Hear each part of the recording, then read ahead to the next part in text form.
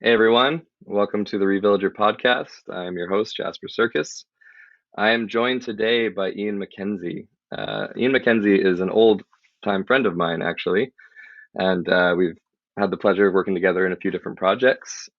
Ian's a men's mentor, he's a filmmaker, he's a blogger, he's the co founder of the School of Mythopoetics, and he's the host of the Mythic Masculine Podcast.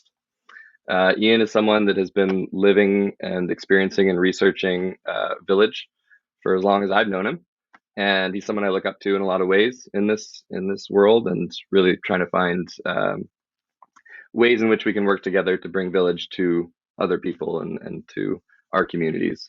We're also living together at the moment, which is amazing. He's been part of our community where I live in the Cowichan Valley, and he's also been helping reVillager with our educational content, which has been amazing to work with him on these levels. So super blessed to have Ian here. Thanks for being here. Thanks, Jasper. And I haven't heard the word blogger in a while, so that was it's fun to hear blog. Oh, blogger. Okay. He's got blogs. He writes. He's a writer. Yeah, that was the thing for a time. But also, yeah, gratitude to be here and to track. I think I first saw you was maybe the Sama event at in Spiral.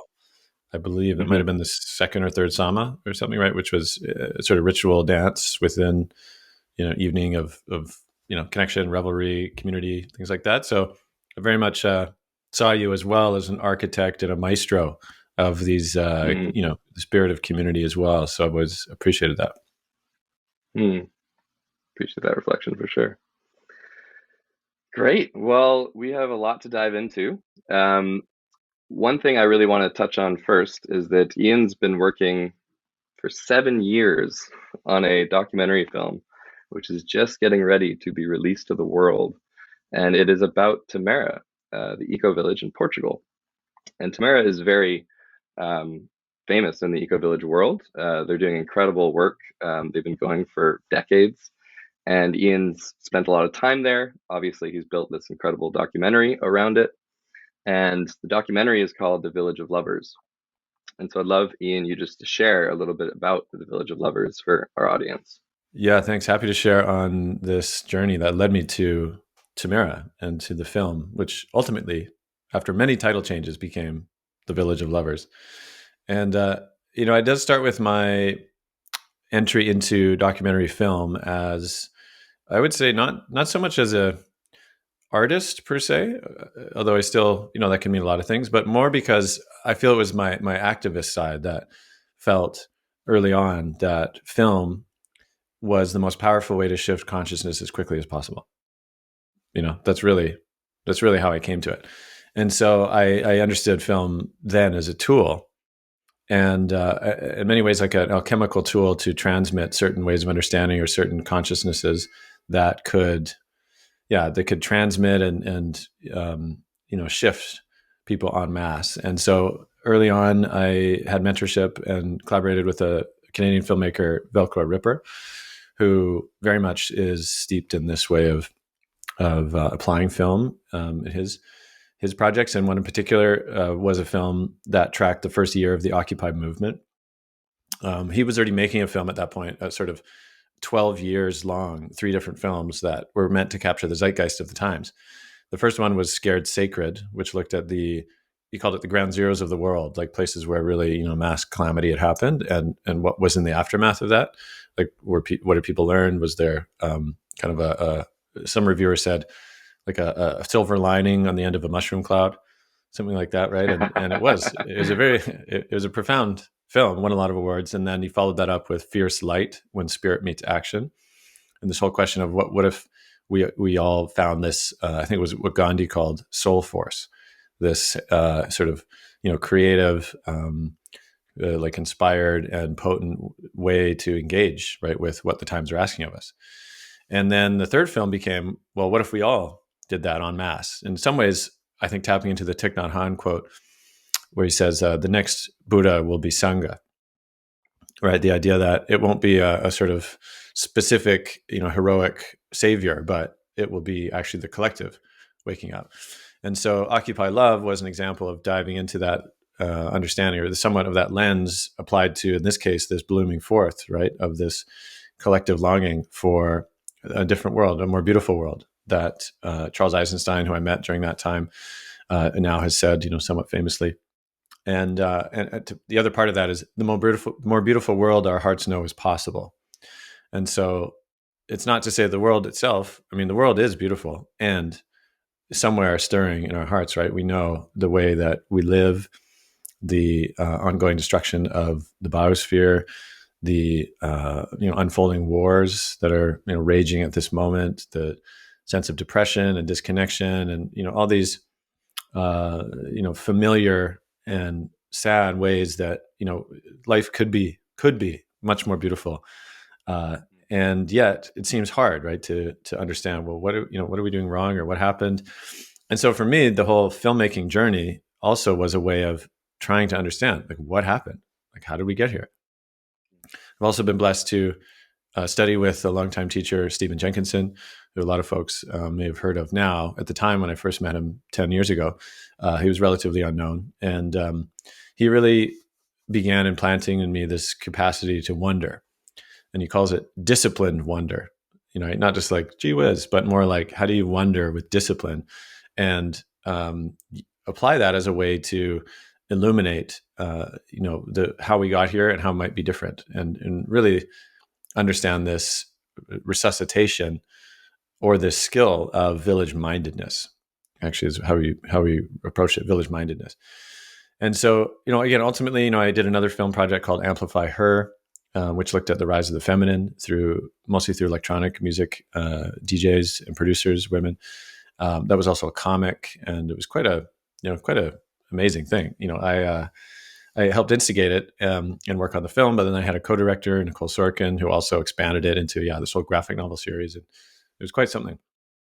But along that way, I was contacted by this community in Portugal called, Tamera, and they said, "Hey, we're doing some interesting things with love here. You might be curious to come check us out." And I think they saw one of my other shorts, Sacred Economics, with Charles Eisenstein, based on his book. And they felt like, oh, this could be neat for our community to have something like this to transmit, on a deep but succinct way, the spirit of what they're doing. And I kind of shelved it for a while, and I was like, oh, it's interesting. There's community way out there, but other things going on. And it wasn't until my marriage ended in 2013 that I began to really, be willing to pay attention of, like, okay, what didn't I know about love that contributed to the end of the partnership? And it actually wasn't until I met another filmmaker activist, John Wolfstone, who, through his own, a mysterious way, had found his own journey to Tamera, actually just prior to this. And they had been speaking to him. He was also somewhat of a filmmaker. And they said, hey, you should connect with this guy, Ian. He's in Canada. And, as it turned out, John also saw my short film I'd made about Stephen Jenkinson. And he was like, wow, who's this guy? I got to go meet him. So John came to a teaching at Hollyhock on Cortez Island on the West Coast. And I happened to be there because I was filming still, with Stephen. And so John, I mean, it's just a funny, if you know John, you know what I mean. But he had this kind of like, he saw me there and he had this like smiley look, like surprise, like, oh, wow. And I guess now it was, this guy Ian's here. Like, he didn't know I'd be there. And basically we got to talking, and he's like, somehow Tamera came up, and I was like, oh yeah, they invited me to make a film there. He's like, yeah, I know, I just came from there. We're supposed to make the film. And I was like, oh, okay, I guess we're supposed to make the film. And that then led to a crowdfunding campaign through Kickstarter, which is also what I've used for different projects. And thankfully we were initially funded. We thought it would be a short film. We headed to the Global Love School, which is what their premier kind of vessel of sharing and immersing in their research. That's this offer to global activists and media makers, things like that. So we headed there in 2015, and I was never the same again. Wow. Yeah, it sounds like an incredible experience. I've heard from a few people just how transformative it is. And so, yeah, is Village of Lovers kind of specifically around that research? I know I hear a lot about Eros, and I hear a lot about, what people are learning in that way. Exactly. Yeah. Well, Well, so what I would say is Tamera, so a bit of their backstory. So they're actually a group of Germans, primarily Germans, who began in post-World War II Germany. In many ways, with the same sort of utopian activist aspirations that a lot, the 60s and 70s, that generation carried. And particularly, there's one, the main founder, Dieter Doom. He was friends with another fellow, Charlie Rainier, and they connected with Sabine Lichtenfels, who all shared this vision of modeling a different way, a different culture that was in many ways beyond war, and not just war en masse, but like war mentality, war energetics. And so and you can also say that they were trying to maybe consciously or unconsciously alchemize the trauma of World War II and being German and participating in that whole, Nazi regime. And this is the generation after that, right? So there was some sense, perhaps, of a sense of duty, maybe a sense of wanting to right a wrong. Maybe that's possibly part in there too. But from a real place of we can't let this happen again. Like whatever that was, we cannot let it happen again. So we need functional alternatives. And so I think it's important to state that that's I think part of the core DNA. And then they began these radical community experiments of what does it mean to actually commit with people, live together for a time. And the phrase that came, I believe, was they wanted nothing human to be foreign to them. And in that sense, that's a pretty radical commitment, right? Because if you do work with anybody in terms of this, trying to live together, trying to make a go of it, as anybody who's tried knows, a lot of stuff can come up, a lot of stuff that you unawares you sort of wade into and think, well, we get along now, we must get along, once we dive into this attempt at community. And generally, it's the exact opposite. All of the stuff that's been repressed or unacknowledged, trauma, parental trauma, family dynamics, like all this stuff will come to the surface. And unless you have the proper tools to navigate it, typically, you kind of rupture and don't know how to repair, and the communities fall apart, and on we go.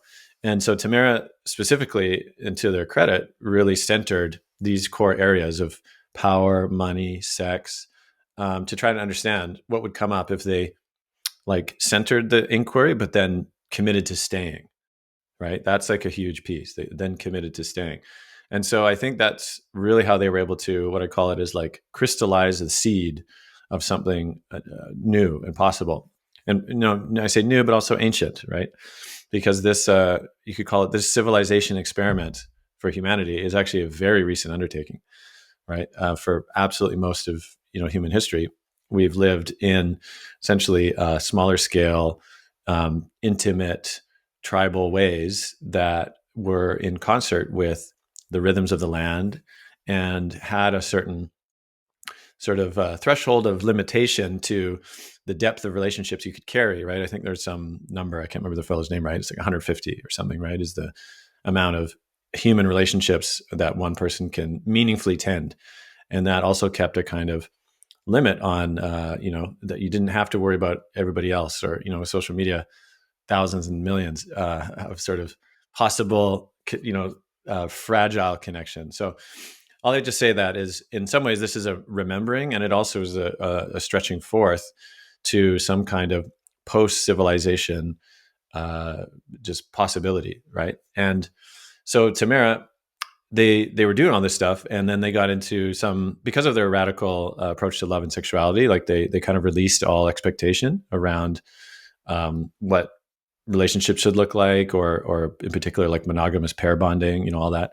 One of the founders, Charlie, he says, of course, free love is in the air. This is the 60s, in a sense that, hey, let's make love, not war. Sounds good, of course. And of course, that also opens up the gates to, all this other mayhem that, again, if you don't know how to deal with, will just end up taking and tearing communities and relationships apart. So they stayed with that. But that caught the eye eventually, of course, of the sort of wider German community and media that, quickly kind of labeled them a sect, which is another version of the word cult. And for different reasons, they just said, okay, you know what, maybe we need to find somewhere that is large enough that we can actually unfold into the vision that we wish to explore into.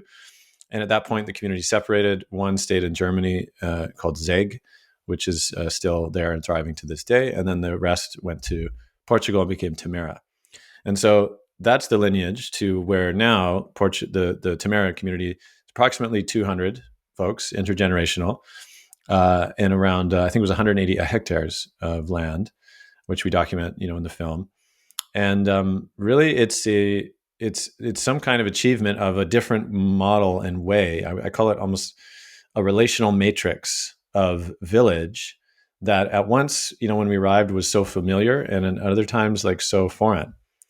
Because I think that the skill of understanding how to move in a relational matrix of partnership, right? I'll say that, as opposed to a domination matrix, which is what civilization is, the dominant culture.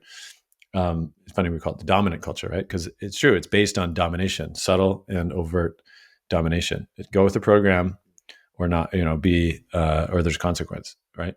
And so they've reconstructed essentially what's known as could be known as a partnership model of culture, which has its own other complete ways of understanding how to move, how to understand, how to tend relationship, how decisions get made, all that stuff. Right? It was a fascinating immersion that, as I say, it changed me utterly since then, for good or for worse. Right? Because some things, once you've experienced something else, it can be very hard to kind of fit back into the mild and often cacophonous, ludicrous nature of a civilization as it is for so many of us. Yeah. No, I mean, it's extremely powerful and difficult work. Just my little experience over the last few years going through living in a village has been extraordinary what does come up. And it seems like Tamera has, I won't say figured out solutions necessarily, but they've definitely created templates and systems that seem to, really help them thrive as a community, and also has been kind of exported to other communities. Like we just got to have their conflict resolution practice of forum, thanks to you, Ian. And Mm-hmm. yeah, it's just been really interesting to see that they actually designed that as a way to cope and to, move through all of these big emotions that come up. Mm-hmm. And Village of Lovers is an incredible film. I mean, it's artistic, it's moving, it's, really deep dive into what they're doing there, and the philosophy and the practice. And so I really appreciate that. And you've put a lot of soul into it over 7 years. So you're coming up to the big Mm-hmm. release, and I know you're doing a summit, an online summit for the release. It's called A Cry from the Future. It's a visionary online gathering that will be open to the public, February 10th to the 14th this year. So if you Mm-hmm. could just share a little bit about that summit, I'd love that. Mm-hmm. Yeah. So just going back again to the film journey. Now myself, so it was John Wolfstone, and then we were joined the year after by Julia Marianska, who's a filmmaker from California as well. And we invited her to the team after it became clear that there was something in the triad of the collaboration that felt like that was the key. And at the same time, we drifted into different ways of working on the understanding of what the film was, and how to craft the core narrative thread. Because when we're making a film about a 200 person community, we had hundreds of hours of footage and interviews and themes, and the possibilities are essentially endless, right? The way that we could put that together. And so we tried over many years to create different cuts, and we did. And, to varying degrees, there were moments where it really felt, oh, this is it. This is transmitting what we wanted to. And then other times it just felt lost in the thickets of, too much information, or not enough clarity, and a little top heavy. And ultimately, we arrived at a place. This is like 5 or 6 years. Global pandemic happens, and there were many times even we thought it would never complete.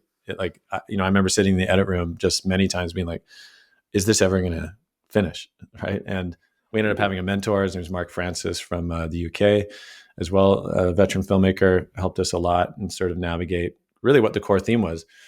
Which, ironically or not, in the very first Kickstarter we did, in the video we actually say it very clearly. We're like, Tamera's in service to understanding what regenerates trust. And we actually have like a big, there's text on screen that actually says like trust. And in many ways, when we got there initially, because of their radical kind of liberation around eros and eros, you used earlier, they understand it as life force energy, right? Oftentimes erotic is only related to sexual, like sexualized love or sexualized connection. And for them, it's much broader. It's life energy itself. And how do we create culture and society in which we kind of are in a dance with eros, with the life force energy of life, rather than in a kind of scarcity and kind of extractive relationship to it. And so with Tamera, we eventually, the free love stuff was also something that, we really had to kind of experiment with and like learn. And I was in a relationship at the time too that was open, and we were practicing non-monogamy or polyamory. And when I went to Tamera as well, I had some ideas. I was like, oh, I guess, are they polyamorous community, free love? And what they put forth is they don't have that language. They don't really call themselves polyamorous, but what they do say is they are committed to creating a culture to support love free from fear. And what that became that meant to us after a time of being there and really starting to understand it was, how do you create the conditions where there can be actual authenticity in the ways that we relate in intimate partnership and, in all relationships, without any kind of, again, expectation or shaming on, again, or idealization of like the monogamous pair bond, or idealization of the promiscuous, open relating. That's the other piece that some people don't fully get, that, once you have trust in your relationships and with a wider community of folks, what begins to relax actually is this like death grip on finding the one, right? Because in a culture where, by and large, unless you find the one, you will be alone, right? You can see that has a certain romanticized sheen on it, right? And we can make up all sorts of love songs. 90% on the radio are all about this love and the loss of it and jealousy and right. But that whole matrix of love, you wouldn't even call it love. Actually, you could just call it like attachment, entanglement, projection, attachment wounding, like all this stuff that is confused actually with what love actually is. And so for Tamera, they want to create the conditions where one's sense of belonging and sense of home is actually the community, right? Well, like home in oneself and then home in the community. And therefore their capacity to relate to each other becomes something different altogether, right? Now it becomes, you can just be with actually what's there in the relation and that unfolding, rather than having it be the stand-in for the lack of village, for example, the lack of elders, the lack of friendships, the lack of, right? Which is, again, what so many relationships are forced to do in this culture, is sort of unconsciously take on the burden of being all those other things. And so Tamera rebuilt the social field where, again, they that's why they call it a research project, right? That they create the architecture and the conditions where they can be in the research all the time. And so the core sort of research, though, for them is what regenerates trust, right? And going back to that theme of trust, because, you look out today at the world, and of course, trust deeply seems at an all-time low. Between nations, between people, between neighbors, it's the more isolated we become and the more incapable of actually relating, the easier it is to, just exist in a kind of closed-hearted, lack of trust field, which a lot of people don't even necessarily have the words for that, right? They just kind of feel it, right? There's this kind of suspicion generally of other people. And so for Tamera, their understanding, they call themselves a greenhouse of trust, right? This term that is really interesting when you think about, growing food in a greenhouse, like how do you grow trust? And so the film became this inquiry into, okay, what are all the ways in which they regrow trust, they regenerate trust in community, and how might those actually support the efforts of those outside of somewhere like Tamera, right? In order to also apply the same, you mentioned forum, which maybe we could talk about in a little bit. So all that to say, we ended up finally returning to that core thread, right? Of wait, it's about trust. And so we rebuilt the film about 2 years ago now from that sense of that thread. Like, wait, that's the thing we have to stick with. What rebuilds trust? What rebuilds trust?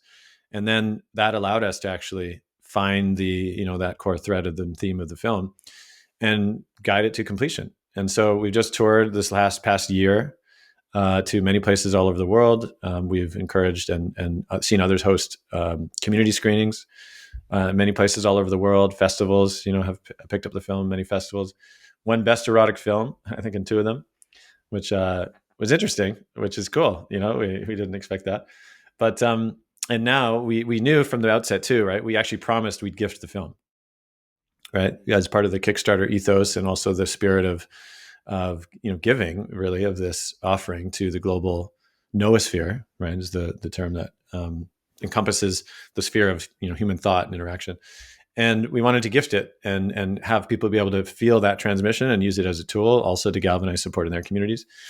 And so we knew that would be the final release. And I'm grateful to say that now we are quickly approaching that threshold, which will be, as you mentioned, in February 10th. We're actually February 10th for the summit.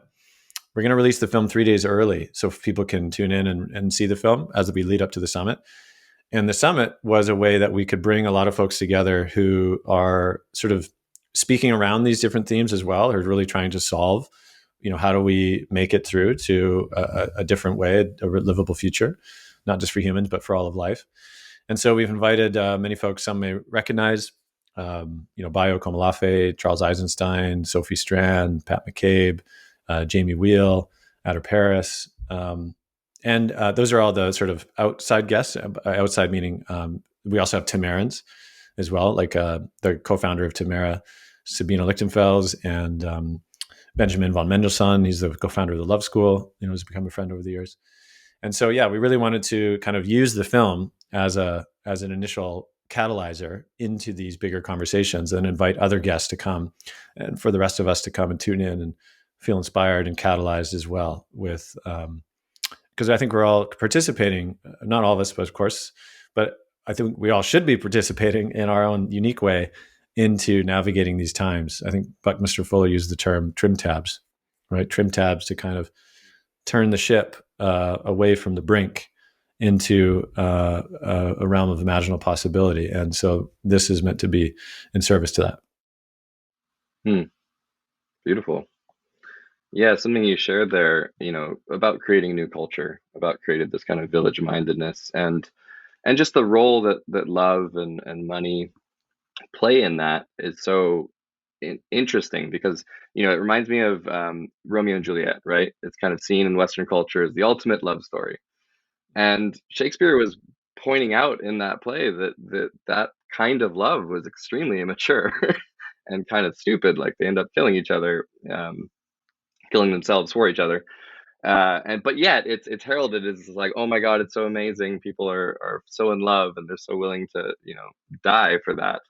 And I think there's like just this great irony there that, comes up with community as well, where people want community. There's like clear yearning for community, as you shared. Everyone's kind of in these isolated places.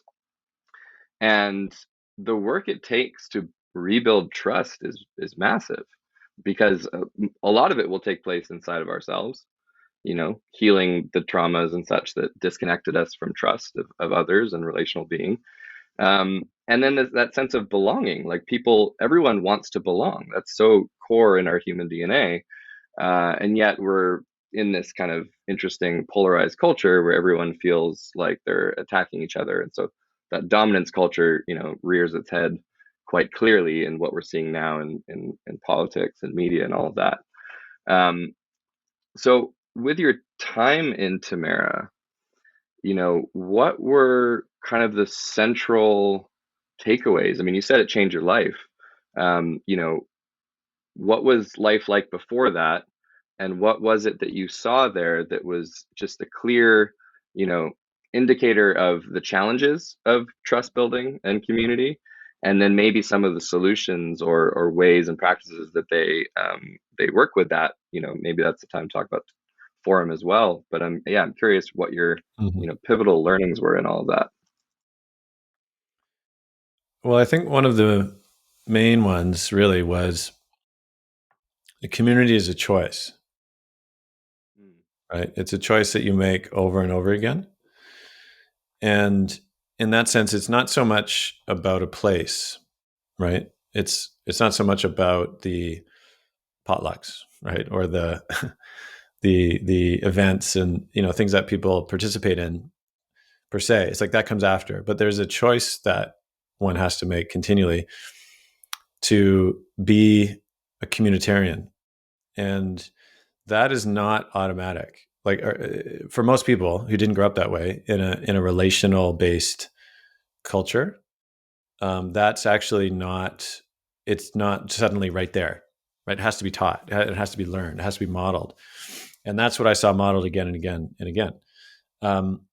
The other thing is around accountability and responsibility, which I thought was really fascinating because there wasn't so much a sort of punitive. It didn't seem to me a kind of punitive based energy, right? Around like, these are the rules. And if you step out, here's the consequence. I remember vividly, there's one night when I was feeling a bit, kind of a bit rowdy, and I wanted to kind of get a party going. And I went to the cafe in the community, and there was a couple of the other workers there who they call them essentially. There's residents, co-workers, which are they're not full residents, but they participate in different ways. Like tending the gardens or doing administration. And then there's guests, right? So those are generally the three rings. But I was in with some of the workers who were, I think, they're a few years younger and also a little more, later night, ready to party. Something that inspired too. I had music, and I was like, hey, let's get a little dance party going. And so it was like, we got a little scene going. And I remember one of the older Tamerans who I think was walking by, kind of came over, and she said, basically, they just have these ways of just kind of planting an understanding and kind of messing with you. But she said something like, just so you know, sound travels quite far. Like, as in, because it's at the edge of the lake, and the lake kind of connects to the rest of the community on this like funnel. And she was a bit like, just so you're aware, sound travels far. And it wasn't like, therefore, right? But there was something in that energy as well, which I made me recall something that I'd heard there as well, which was, you can do anything as long as you know what you do. Right? Which is like, it feels almost like a Zen koan, and maybe it is, but it's this kind of appeal to, again, you can hear it, this relational awareness, right? Whereas I find outside in the wider culture, like I'll be, I have a studio in the city, and I spend overnights here sometimes, and people will just be drunk and walking down the street and just causing all sorts of rowdy mayhem, and just clueless as to the impact on maybe the other houses and apartments are close by. And I was there, I think, in my youth too, at different times, right? Like it was all about the party, and I just didn't think about consequence to others. And so the child responds to that kind of thing like, don't tell me what to do, right? An adolescent, because it's like, maybe there's a sense of fear, like responsibility being hoisted upon, like, are you aware of what you do? Are you aware of the consequence? And because often we live in a punitive culture, which is like, this makes you a bad person, or you have to make up for it, it kind of creates a rebellious reactivity, right? It's either you kind of give in, you surrender, or you rebel, right? And to me, that's also part of domination culture, right? Is, do it this way or consequence. And therefore, yeah, you kind of have two choices. Whereas relational culture is a very different matrix of understanding, because you're constantly encouraged to see your web of consequence, right? So like the next day, it's like, oh, maybe I'd be tired because I stayed up late to party. Maybe I had a few drinks. So I'm not really able to show up properly for my responsibilities or for love school. The workers maybe as well. Maybe they now are a bit, depleted and not able to show up so much in the garden. The people that are affected by the sound down the lake, maybe they can sleep properly. So now like they're affected for the next day. The animals, again, who are maybe trying to just relax and enjoy themselves, and, the music's waking them up. Like that kind of understanding, it's very different than punitive, right? Like you shouldn't do that because you're that you're wrong or you're not a good person. It's like, are you aware of your web of consequence? And that is an adult understanding, I would say, right? And in a culture that doesn't practice any real form of initiation or rites of passage, which is by and large the majority of the dominant cultures, that's what the consequence is that you don't get the opportunity to progress from an adolescent ego into an adult one, which understands much more the web of consequence. So, again, this is a deep rabbit hole that we can just keep going down, right, of understanding these elements, and we could, but maybe just to dial it back again to Tamera. Another piece is around, again, this core sense of what gets loaded onto relationships that shouldn't be, in a sense, in an attack culture. Again, like your partner should not be the stand-in for, your friendship and for eldership and for, so many, your spiritual practice, like, all that stuff. And when you're embedded in a web of community and that gets, properly distributed amongst other relationships, all of a sudden the relationship can actually breathe, right? It doesn't have to be so many other things. That was a big piece. And then also, I think in a culture of trust, where there's deep solidarity between the men and women, between the women and men, that there's a kind of consideration there that, again, it kind of dissolves competition, right? And that can play itself out in the ways of, of course, the realms of love and sex. And when you're, I'll just use one example too. When you're out in the culture at large, what's the worst thing that let's say two men, right? The worst thing that could happen between the two men is that his best friend sleeps with his girlfriend, for example, right? I'll just use that, right? That would be like the absolute worst trespass, betrayal, right? For both of them, right? As in for the girlfriend and the friend, it'd be like, that's war, right? Cause for war for most, And the funny thing at Tamera, it's the exact thing, but opposite, which is two men that are in deep solidarity and friendship with each other, who may also happen to love and appreciate the same woman. They might say, oh, of course it's beautiful that you two share a connection, because why wouldn't I want more love? Why wouldn't I want more of the people I care about to experience more of eros and vitality and lovingness together? Like, of course I'd want that. But the difference between those two models, one, it's the ultimate trespass and betrayal, and the other is it's a beautiful expression of more love and connection, is trust, right? You could say one has trust and the other doesn't. Trust and solidarity. And so, again, not to idealize that should be happening in an ideal culture, but you just realize that what's possible when there's trust is just a very different possibility. It's a very different way of, what's the word? Last thing I'll say about this is I became to realize that scarcity is generated by control. Does that make sense? People think you need to control because there's scarcity, right? Scarcity of connection, scarcity of love, right? So it's like I have to control others. I have to control the situation because there's not enough. But the irony is what I saw on the other side is actually the exact opposite. That abundance flows when you let go and allow and allow with authenticity and connection and trust.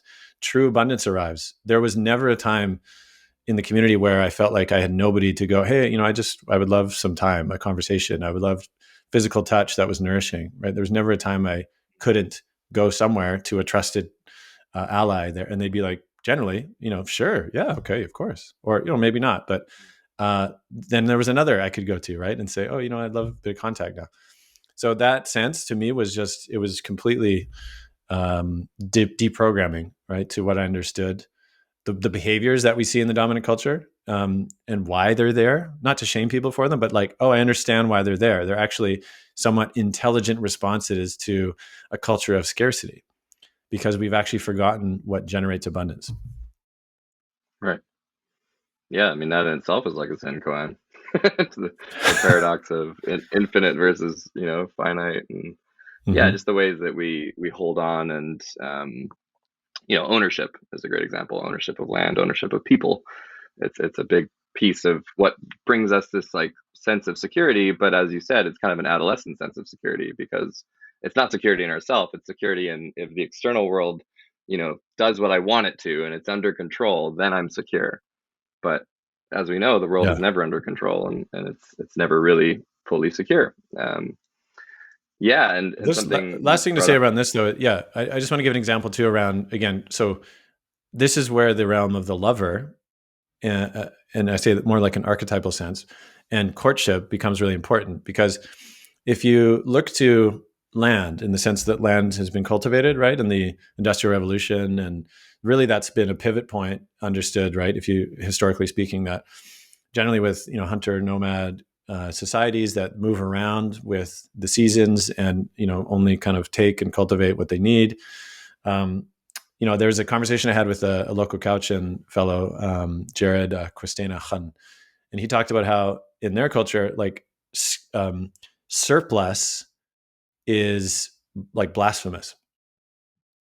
Like basically to take and gather more than you need for that time is a kind of like trespass on the divine, right? It's like, what? Right. Why would you ever do that? Like that's the epitome of kind of like, again, greedy, controlling. There won't be enough later, so I have to take more now. And that if you think about the pivot from hunter nomad, societies that shifted to agriculturalists and cultivators.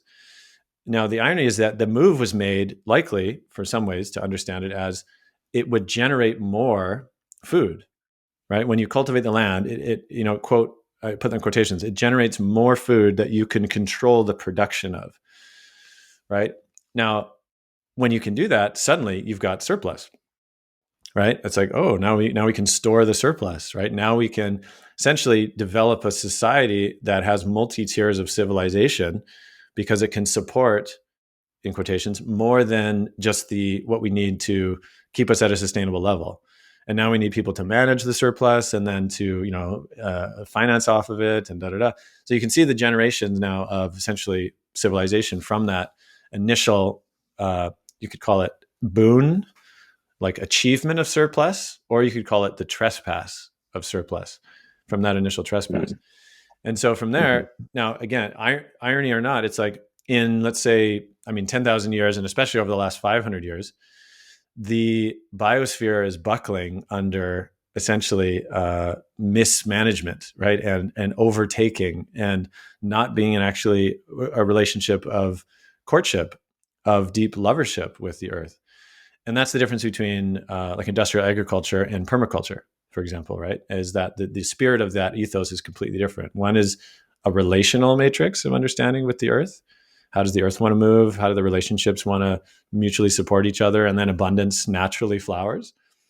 Or industrial agriculture, which basically decimates the ecosystem that's there and then forces it to grow as much as possible with chemical fertilizers and all the rest, until basically it exhausts the land and all of the creatures that make it possible, and then move on. And of course, then you have deserts it left in its wake.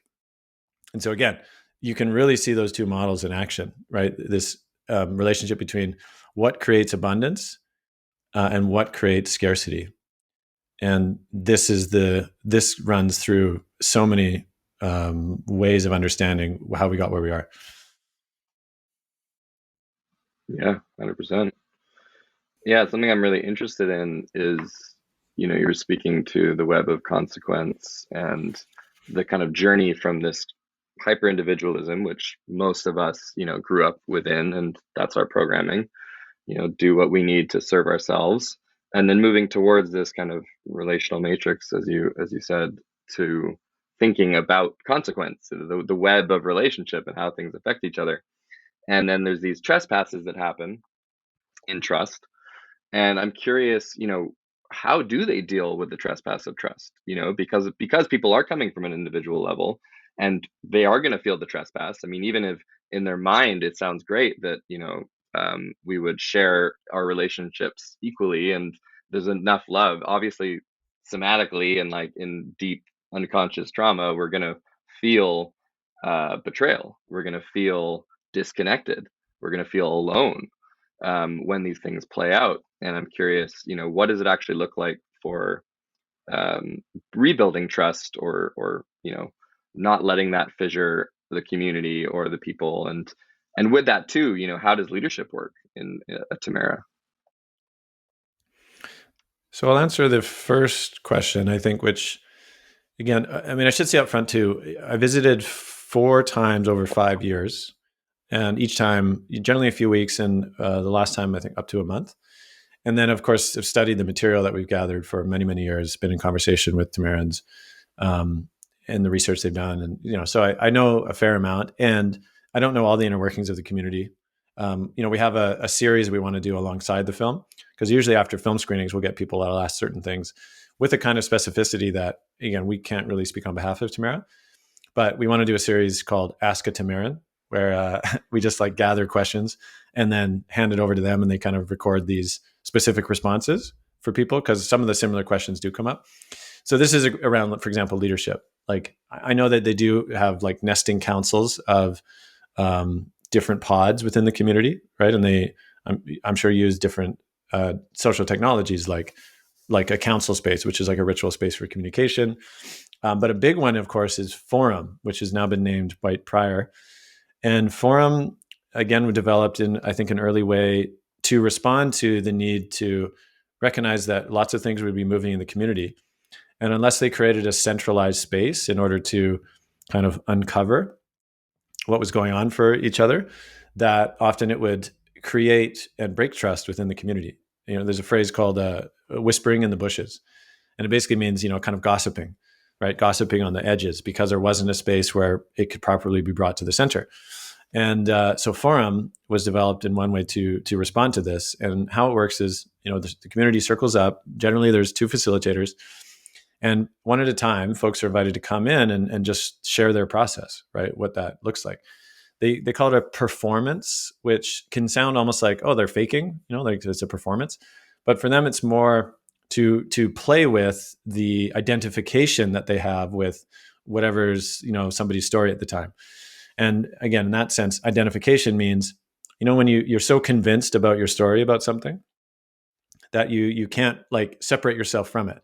So maybe it's a sense of like righteousness about a certain situation, or a sense that this other person's the problem, and if only they changed, and all that stuff is a way that we can sort of maintain our own citadel of certainty, right? And when you're in community and you're invited in to actually work with it transparently, and guided and facilitated to kind of get out of your story about it and actually play with it, what happens is real insight can emerge. And the insight is both for the individual to maybe like sometimes I say anything can be true in your own head, right? And by that meaning, you can cycle on thoughts of certainties, forever, and say, yeah, that's definitely what's happening, and I'm, this and that they're this way. But as soon as you say things out loud, often, sometimes, right, you can even hear how ridiculous it sounds, right? You can kind of snap yourself out of your own certainty by like, oh, wait, that sounds ridiculous actually when I say it out loud. And especially when you say it out loud in a group of people that are also invested in truing. And I say that as a verb, right? Not as a kind of truth, like with a capital T, but truing to what's the most true about what's going on for you, what the situation is, where can revelation come forth? Where is it a particular unconsciousness showing up, or something we can't see, right? All of that can be worked in the forum space.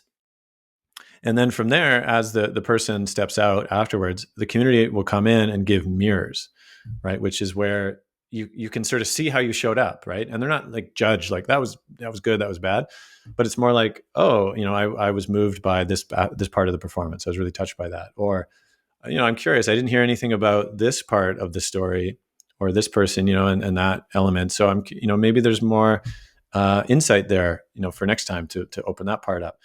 So you become, on the one hand, it becomes very, some ways, exposing, right? Because it feels like you're really opening yourself up to the crowd of people who, thankfully are all lovingly invested in your own development. But also there's a part often that's touched where it's like, oh, I feel received and seen, right? Which is also a deep longing that so many people have in community and not know it, because so many people haven't really experienced that. And I'll just say one thing that, again, Stephen Jenkinson has said, that social media, and not just social media, but I mean, so many sort of pseudo expressions of this very impulse, this very longing, When you don't have a real place to be seen and met by 10 people, you unconsciously long for 10,000, right? And think of it that way, right? When it's like the person chasing Instagram likes or Instagram followers, right? And somehow feeling that eventually that will lead them to that sense of, oh, now I feel seen. Now I feel, really I've made it. People really know me. I would make the case that that need will never get met through Instagram, right? It'll never get met through Facebook. It'll feel like it might, though, right? Which Charles Eisenstein talks about this. These pseudo needs get met, but what happens is they just sort of stoke the further desire, right? Like, oh, if I only, 10,000. Well, if I had 50,000, then maybe I'd feel like I finally arrived, like I belong.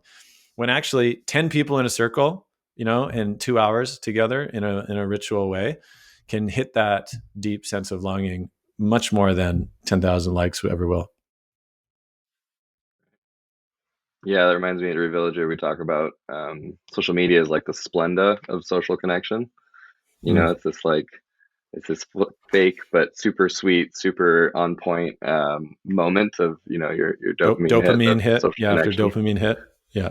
Yeah, exactly. And when you give people real community, it's like giving someone who's been addicted to junk food their whole life broccoli, and you're like, hey, this is the real stuff, and they eat it, and they're like, oh, that's intense. Uh-huh. Not really what I wanted to taste, but as you go further into health food, obviously it starts to taste better and you start to feel Totally. better. So I'm Nice curious on one. that Yeah. note, what do you think is, for so many people, probably people listening right now, but also just people in the world who aren't in an eco village, may not have these containers, or probably don't have these kinds of containers to do this work. What is your advice for people who clearly want community? They're willing to put the effort in, but they're living in a city or a suburb. How do they? What's the best route towards that kind of fulfillment of trust and belonging? Yeah. Well, I'm going to start by saying it's an uphill battle, and not to dissuade you from doing it, but you're going to hit pretty soon a number of things that are going to make it difficult. One, and I know this because I grew up in the suburbs, and I lived part of my adult life in the suburbs, and I was the guy who was like, "Let's get potlucks going, let's get potlucks. That'll be a great place."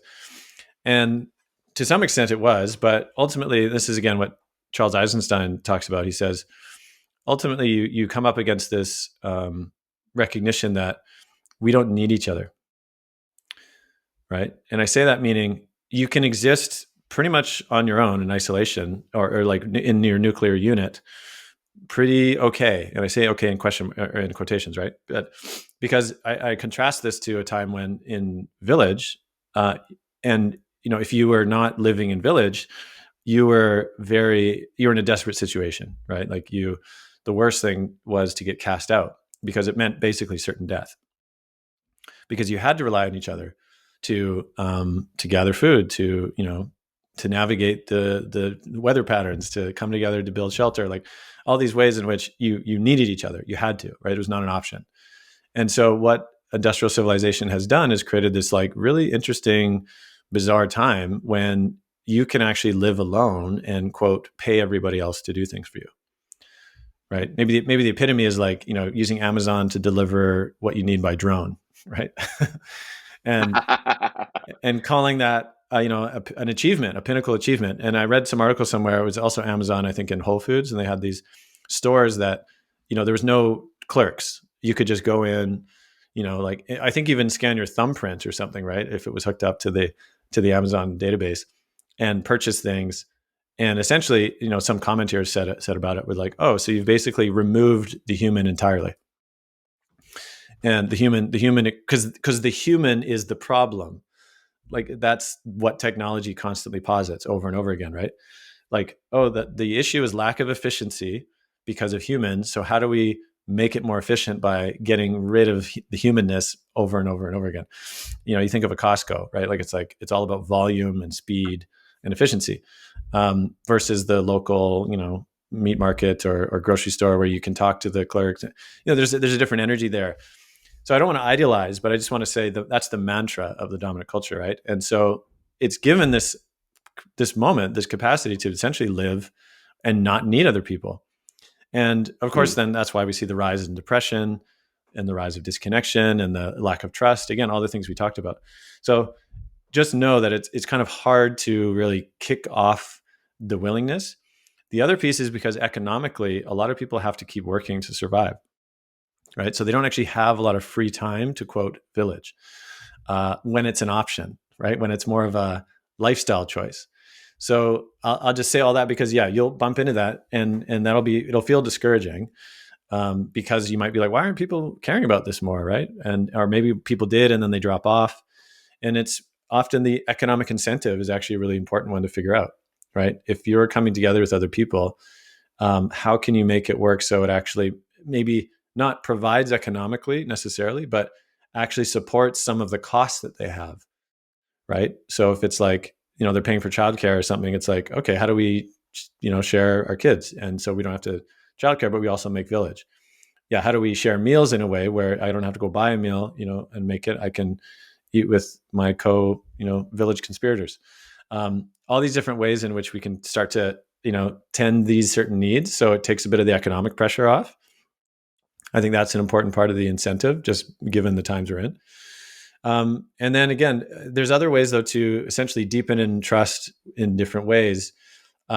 Generally, it's though being in service to something, right? And I'll say one piece now specifically around relationships. Like here's an example where you may not be able to live on land together with lots of people, but maybe you've got a few friends and couples, right, that are willing to sit in circle together, once a week or once every 2 weeks, and do things like group counsel around how their relationships are going, right? It can be very simple, but it's a way of being witnessed by each other and mutually supported, and in a sort of manageable context, right? Where we can feel that sense of leaning on each other and giving perspective and support, and we don't feel alone in our relationships and all the calamities that can emerge in the nuclear bubbles, that because of all the reasons we talked about. But that can start to generate trust. Because I'll say this last thing, that the more self-mastery we have, in the sense that I can do it all, I can handle everything, the less opportunity for village, right? The more self-mastery, the less village has a chance to arise. Yeah, well said. I mean, that really brings up for me this sense of how vulnerable it is to go into this state of community, because you are giving up that hyper independence. You're saying I can't do this alone. And for me, honestly, that like what you already shared about the childcare thing, like that's huge. Like my village quest started as a dad, and everyone knows the saying, it takes a village to raise a kid. And I always said, like, okay, well, you can either create a village or you can pay for a village, pay for your childcare. But there's so much stress. I mean, myself and all the parents I know, it's so hard to pay for childcare so that you can go to work, so that you can pay for childcare, Yeah. and meanwhile, you just want to be with your kids. And so this idea of a village or a community being there for your kid, I mean, on one level, obviously it serves the need of, I need someone to watch my kids. But on another level, that kid is getting the input and the relationship of different adults. They're Yeah. creating these secure trust bonds from childhood, which is so important for us. The adults who are taking care of the kids get the experience of being with a child, which again is lost in our culture. Like most people don't hang out with kids unless it's theirs or they're paid to do it. But it's so great. It's similar to being with elders. You get so much out of it, emotionally and spiritually even. So there's all of these like side, effects of village that, you can get your immediate independent need met, but then also all of these other needs are met that you may not even be aware of. But it does take a long time to see. It takes a long time, like the greenhouse, like growing food. Like it doesn't just pop into a fruit right away. You have to really take your time and tend it and be with that relationship. This is And yeah, maybe last thing to say too about that is that this is also why we made the film, because I think, right, just as if I'm explaining permaculture to someone, and I'm not a big permaculture aficionado, I know a little, but from what I know, if I go to someone and we're standing on a big piece of dirt, basically, right? And maybe it's like a former agricultural, decimated ecosystem. And I'm like, look, in 5 years, it would be utopia, right? We just got to do all these things, plant in this way, like observe over time, do swales, all that kind of stuff. And if somebody has never experienced anything like that, they'd be like, come on, no way, right? There's no reason why they would actually either one, trust, or two, even know what that feels like, right? To like walk through a beautiful permaculture garden, like pick fruit from the tree and like nestle under the shade. And like, there'd just be no precedent for them, right? Having never experienced it. And so for us, this is also the reason we made the film, because Mm-hmm. unless somebody has a tangible experiential flavor of what's possible, it becomes very hard to make the case that they should be in service to that. Right. And Right. so ultimately beyond all the information in the film, and there's a lot, we really wanted to make sure that we transmitted that flavor of the possible to awaken that you can almost call it an ancestral memory, right? Of, we used to live this way. And again, not to romanticize the past, but that I think we are called into a different order, a different iteration of a kind of collective way of being interdependent with each other that doesn't forego the journey we've been on, but incorporates it as best we can. But it's very clear a phase shift is needed. We cannot en masse continue living this way with the trajectory we were on. It's absolutely unsustainable, right? And so I think this is the great call of the time. This is the cry from the future, right? Saying, like, don't forget, this is a pivotal moment. And here's what you need to know to navigate through this time. Yeah, absolutely. And along with Village of Keep Lovers, talking. which everyone here My power's almost out. Keep talking. Yeah, maybe restart. My power's almost out, so I'm just going to grab my cord. go for it. Along with Village of Lovers, which everyone here should check out. Again, it's going to be free streaming in the early February, so everyone can watch it for free. There's also the summit that they'll be hosting, which will be an incredible online gathering, a cry from the future. Also very much worth checking out. We have been teaming up. Ian and myself and reVillager have been looking towards creating a course on specifically how to generate community. So all of these topics that we'll be, touching on more deeply, Ian will be leading the course. It'll be coming out in the spring. It'll be all over reVillager pretty soon, but it's going to be a really amazing way for people to really get more input and depth into what we've been talking about so far, how to create community wherever they're at, whether they be in the city or the suburb, or even if they're trying to do the full village co-living experience. But really, this is aimed at community builders that really want that sense of village, whether they be moms, dads, people that are creating these different containers for just depth of trust and depth of belonging. So please do check that out as well. And just to wrap up, also check out Ian's podcast, The Mythic Masculine. Really incredible conversations on men's work through the mythopoetic lens. And his School of Mythopoetics. He's been doing workshops and online summits, and he also mentorships one-on-one. So do check out Ian MacKenzie for more info on all of that. And just want to say thanks, Ian. It's been a real pleasure to get into these things. I know Ian and I cross paths a lot, and we often just immediately get into all of these all of these pieces, whether anyone else around us likes it or not. And it's just something we're super passionate about. So it's really fun to do it in this way. So thanks, Ian. Appreciate your time. Mm-hmm. Yeah, thanks, Jasper. Any last words? Well, I hope these aren't my last words, but I'll say, I just think the times ask for the willingness to proceed without certainty, right?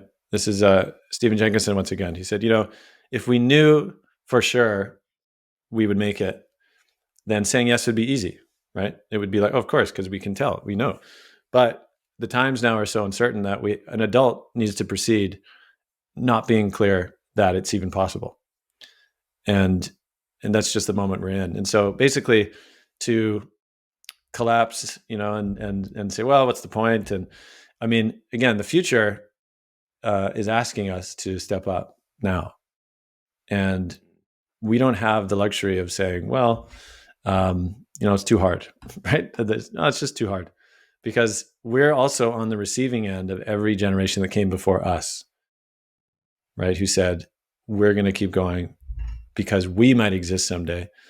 And so that's what we owe the future to come. Beautiful. Well, thanks, Ian. Thanks for joining the reVillager podcast, and we'll see you later.